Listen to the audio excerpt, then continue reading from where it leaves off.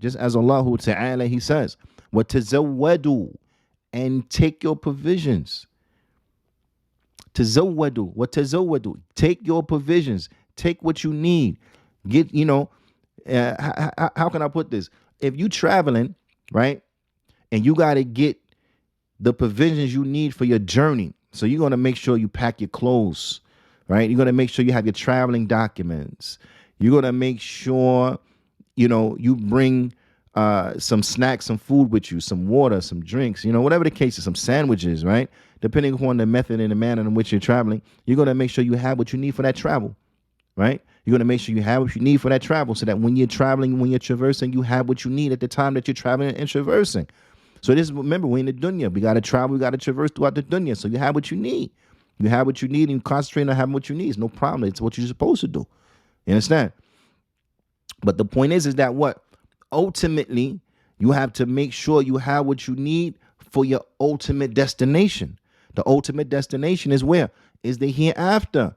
So what do you need for the hereafter? You have to believe in Allah subhanahu wa ta'ala. You have to submit yourselves unto Allah subhanahu wa ta'ala. You have to do that which Allah ta'ala has commanded you to do and stay away from that which Allah ta'ala has commanded you to stay away from. You have to fulfill the obligations and stay away from the prohibitions. And you have to increase in tawbah when you slip up and fall into the prohibitions. These are in general, in a nutshell, the things that you need for the hereafter. You have to increase. You have to do the obligatory. You have to do the recommended. You have to strive and increase so that you can have those castles and those mansions and those lofty places of residence inside of the Jannah. So you can have all of the palm trees and so on and so forth. You can have acres and acres and hundreds of millions of acres of palm trees in the Jannah by making the adhkar, making the dhikr of Allah subhanahu wa ta'ala. A person, he's going to strive and invest in his hereafter because he knows that, listen, when I get there, things have to be set up. I have to be, so this is how they strive. So all of these things will be things that you need for your journey. These are going to be things that you need for your journey. Things that you need while you're traveling through and things that you need to put in motion so that when you get there, it's prepared for you. This is a smart person. In other words, I'm trying to say is like this. Does anybody get out there and they travel to a far place? They go to a whole nother continent, right?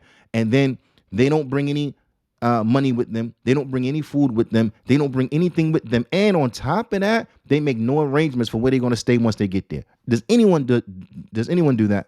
No, you say this person something's wrong with him if you're trying to do something like that. Huh? If a person trying to do something like that, you say something's wrong with him. You done came all the way over here. You don't got no money for a hotel room. You have no money for a hostel to stay anywhere. You have no plans, and you left your country all the way over there, came all the way over here like that. Something's wrong with you. Something's not right with your brain. So a person that's smart, not only does he have what he need through the duration of the travel, but he has also prepared some things so that once he gets there, he's okay. He has a place to stay. Yeah, he has a car rental, whatever the case, whatever he needs when he's there, he has it. This is what we're supposed to do. So now let's go back to this verse. Allah Ta'ala, He says, وَتَزَوَّدُوا. So take your provisions. Get what you need for the journey and get what you need for the destination.